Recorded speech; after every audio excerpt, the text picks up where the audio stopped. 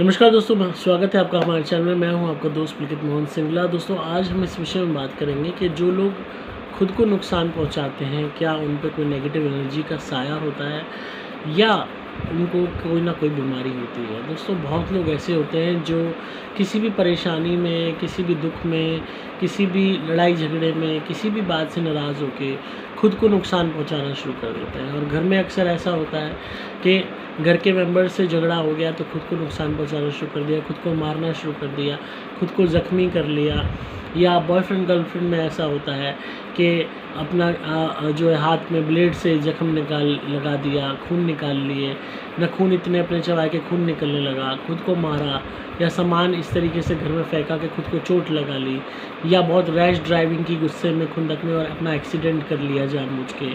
या नींद की गोलियां खा ली, या किसी भी तरीके से इस तरीके का खाना खाया जिससे खुद को नुकसान हो। तो बहुत लोग ऐसे होते हैं जो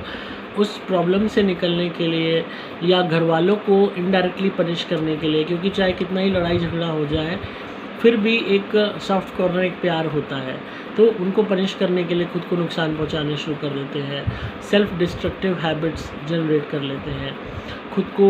मारते हैं, खुद को गलत व्यसन में डाल लेते हैं ताकि कहीं ना कहीं एक अटेंशन भी उनको मिले, कहीं ना कहीं घर वाले उनके प्रति कंसर्न भी हो, कहीं ना कहीं वो रोएं, डरें, घबराएं, चिंता करें और उनको भी तकलीफ़ हो क्योंकि आप उन्हीं के घर के हो, तो कहीं ना कहीं उनको इनडायरेक्टली पीड़ा हो।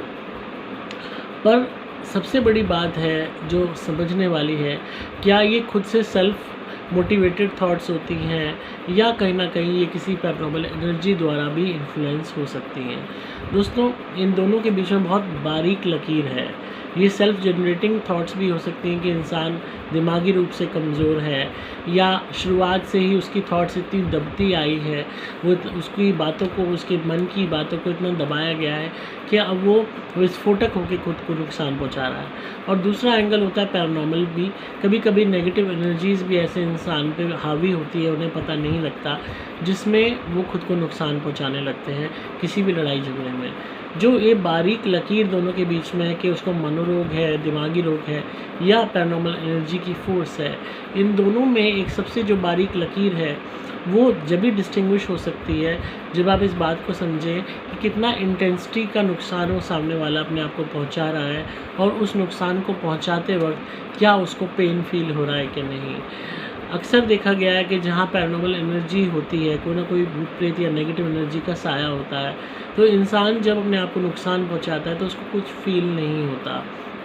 सपोज़ कोई अपनी नसें काट रहा है तो उसकी इंटेंसिटी इतनी गहरी होगी कि वो एक बार में ना जाने कितने कट्स अपने हाथ पे कर देगा, 10-12 कट्स कर दिए। और आप खुद ही सोचो, एक नॉर्मल इंसान भी अगर अपने ज़रा सा भी ब्लेड भी लगाएगा, हल्का सा भी पिन भी चुभेगी, सुई भी लगेगी तो उससे दर्द होगा। पर इतनी पावर आ जाना कि खुद के ही हाथ में 10 बारी घाव बना देना, लंबे लंबे घाव बना देना, चाकू से या ब्लेड से अपनी नसें काट लेना और लगातार ऐसा करना, तो इसमें कहीं ना कहीं खुद की उपज की बजाय किसी न किसी एक्सटर्नल नेगेटिव एनर्जी का इन्फ्लुएंस दिखाई देता है, क्योंकि वो ही इस हद तक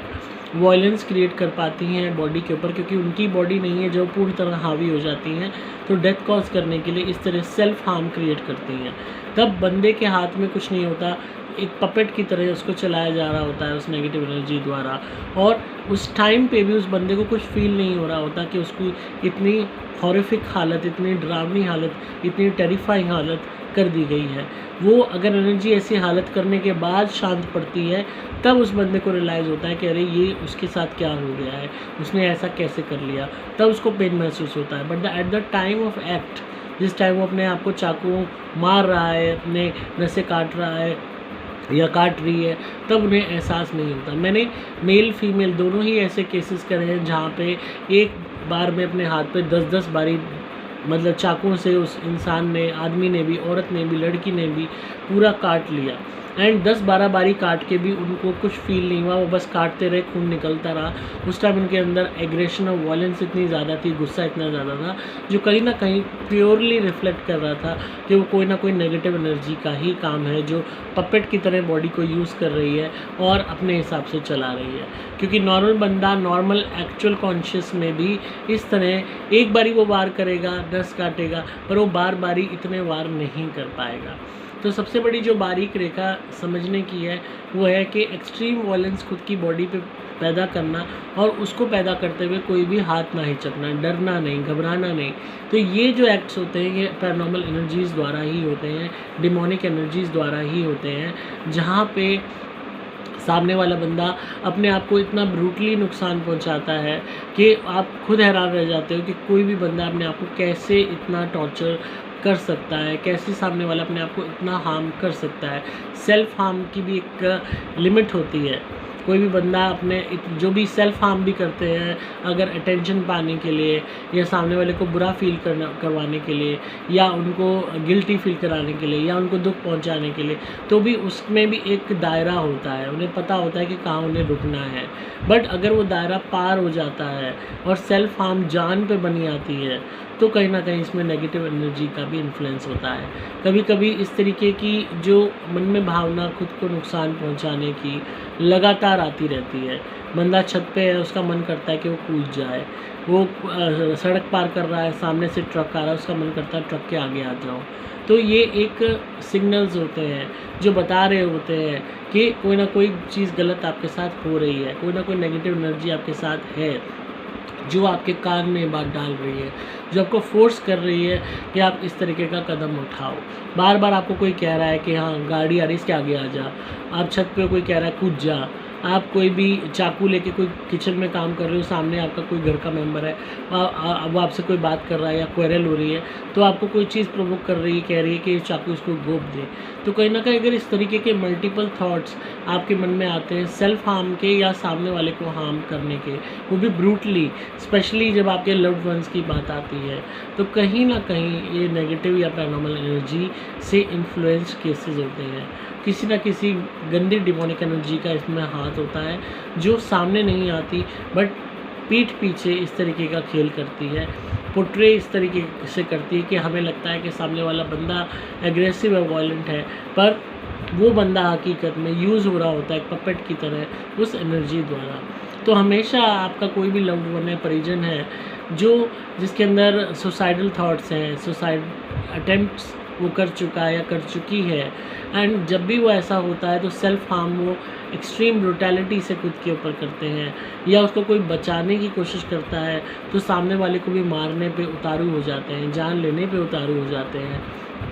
तो कहीं ना कहीं ये मेंटल डिसऑर्डर से कहीं ज़्यादा वाली बात है। It is super natural, it is paranormal. इसमें कहीं ना कहीं भूत प्रेत का या कोई ना कोई नेगेटिव एनर्जी का इन्फ्लुएंस है। इसमें कोई बुरा पितर भी हो सकता है, कोई डिमोनिक एनर्जी भी हो सकती है। लोग अक्सर जब तक पूरी तरह केस ख़राब नहीं हो जाता उसको यकीन नहीं मानते। जब उनके हाथ से बंदा निकल जाता है तब वो इस तरफ सोचना शुरू करते हैं। यही सबसे बड़ी विडंबना है इस दुनिया की कि भूत प्रेतों का अस्तित्व होते हुए भी हम लोग उसको स्वीकारते नहीं हैं, और जब किसी के साथ ऐसी घटनाएं घटित हो जाती हैं, बंदा चला जाता है, तब यकीन होता है। तो इसलिए इन चीज़ों को हल्के में मत लीजिए। अगर इस तरीके के थॉट्स किसी भी परिजन के मन में आ रहे हैं, वो गुमसुम हो रही है या हो रहा है, वायलेंट हो रहे हैं, किसी स्पेसिफिक टाइम पर वायलेंट होते हैं, रात को 12 से 4 में जगे रहते हैं तब वायलेंट होते हैं, या उन्होंने ऐसे अटैम्प्ट्स रात को 12 से 4 में किए हैं या दिन में करे हैं 3 बजे पीक आवर्स पे करे हैं, या कोई उन्होंने एग्रेशन में जब भी अपने आप पे ऐसा अटैम्प्ट किया तो उन्हें वो और भी ज़्यादा वायलेंट हो रहे हैं, कुछ फील नहीं हो रहा, दर्द फील नहीं हो रहा और वो खुश हो रहे हैं। तो कहीं ना कहीं ये सब जो सिम्बल्स होते हैं, जो ये सिम्टम्स होते हैं, ये रिफ्लेक्ट करते हैं कि कोई ना कोई नेगेटिव एनर्जी, कोई ना कोई पैरानॉर्मल एनर्जी का ही खेल है। ऐसे में करा क्या जाए? फर्स्ट ऑफ़ ऑल आप हमारी धुनी घर में करनी स्टार्ट कीजिए, जिससे घर का माहौल शांत हो।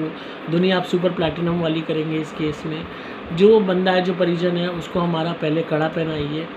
ताकि उसका गुस्सा शांत हो, उसके मन को वो कंट्रोल में कर सके जो उसके हाथ में इस वक्त नहीं है। एंड कवच पहनाइए जो हम देते हैं। उसके बाद उसके नारियल के उतारे भी होंगे, तब जाके वो बंदा नॉर्मलाइज होना शुरू हो जाएगा। उसका कंट्रोल वापस उसकी बॉडी पे, उसके माइंड पे, उसकी सोल पे, उसके हार्ट पे आने लगेगा, और वो कहीं ना कहीं डिसाइड कर पाएगा कि नहीं, ये जो एक्ट है खुद को सेल्फ हार्मिंग का, ये सही नहीं है। तो हमेशा इस बात का ध्यान रखें, ऐसे केसेस को मजाक में ना लें, नॉर्मल में ना लें, इग्नोर ना करें। और ऐसे परिजन के साथ ज़्यादा से ज़्यादा रहें, वक्त बिताएं, उन्हें अकेला ना छोड़ें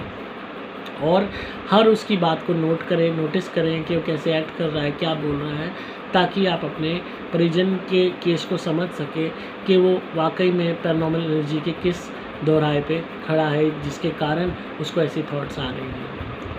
तो अगर आपका परिजन कोई भी इस तरीके की उससे गुज़र रहा है तो ज़रूर आप हमसे कांटेक्ट कर सकते हैं। आप बुक कर सकते हैं consultation at mobile number 8130331007। WhatsApp message पे आपको मैसेज देना होगा कंसल्टेशन बुक करने के लिए अपने केस के विषय में, और आप दुनी भी मंगा सकते हैं, उसके लिए प्रोटेक्शन भी मंगा सकते हैं। डिस्क्रिप्शन में आपको सभी डिटेल्स मिल जाएंगी। मैं हूँ आपका दोस्त पुलकित मोहन सिंगला।